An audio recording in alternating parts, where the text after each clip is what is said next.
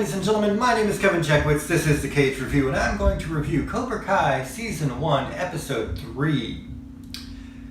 Now, it's kind of interesting. I like how they're starting this all out. Each episode starts with a focus on a different character. The first episode started out with Johnny Lawrence's character. Second episode started with Daniel LaRusso. And now you have the third episode is focusing on Miguel at first. You see him, he's in his bedroom, his grandma's trying to get his attention, and he's working out, and they make this little joke because she's hearing him through the door and she thinks he's masturbating. Kind of a funny little intro there. And then his mom comes home, and you see there, she's really working hard, she's not there a lot, she's a nurse or RN, something like that. And so she's gone a lot, she's fighting for money. They're trying to get money for him to have a Halloween costume. He wanted to go as Deadpool. And another quick quip about, her grandmother, Miguel's mom said that they'd make him a Deadpool costume, and his grandma's like, this ain't no sweatshop. Kind of funny. I gotta say, I really like the character development in this show, though. You're starting to see why Miguel is where he's at. You kind of already have a feel for Johnny Lawrence and Daniel LaRusso. And in this episode, there were a couple of things that I really, really liked.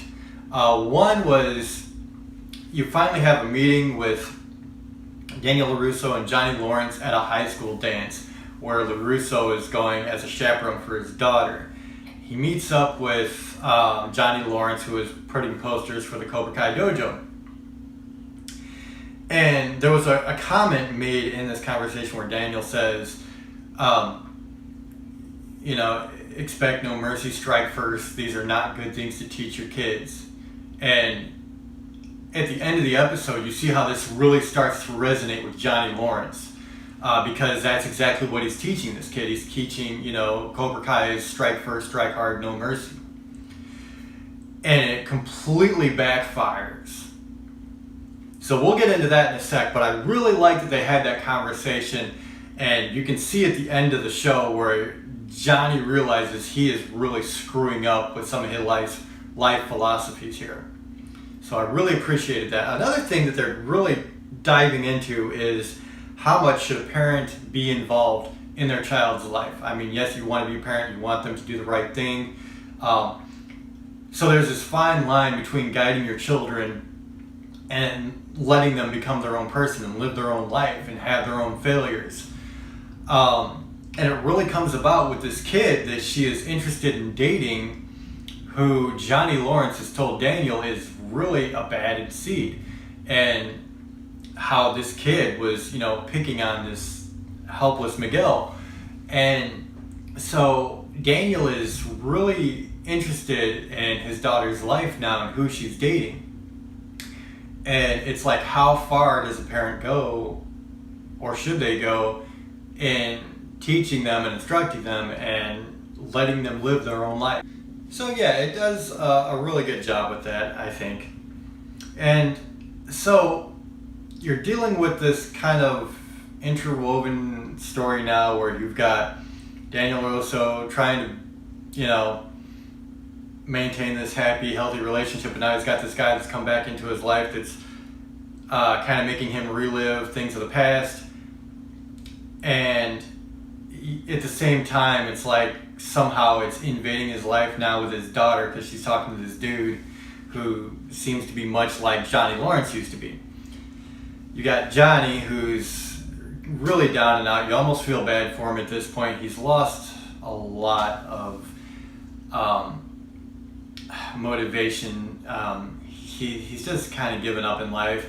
And so now he's got this new fire under him, but he still has the old really bad teachings of the past. And that's where I think things are really starting to come together, because at the end of this, there's these four guys. The guy that Daniel LaRusso's daughter, Samantha, is interested in. Him and three of his friends are in a bathroom, and Miguel is there. They catch him, and Miguel's training is strike first, strike hard, no mercy. So Miguel takes the first kick at this guy. I think his name was Kyler. And of course it doesn't work out because he's got three other guys that are there ready to whoop his ass, and that's exactly what happens. So now all four of these guys lay into Miguel very hard because he was using the very lessons that Johnny Lawrence gave him. And then Johnny, he's still in the school. He sees the four guys walk out of the bathroom laughing. He walks in there, and there's his student Miguel on the ground, just all beaten up. And you see his face, and you're like, you can almost realize that Johnny realizes that he did this. And that Daniel was right, that these teachings aren't very good. They're not healthy. And that was the close of the episode. And I thought it was really good. Like, honestly, all the way around with this episode, I like the character building. I like how they're kind of weaving the story. And it's not cheesy acting, you know? I mean, they're really trying to sell this. And I think they're doing a damn good job of it, honestly. I really do. I really like William Zabka. I really like Ralph Macchio in this. I honestly like Zabka more than Macchio. Honestly, I really do.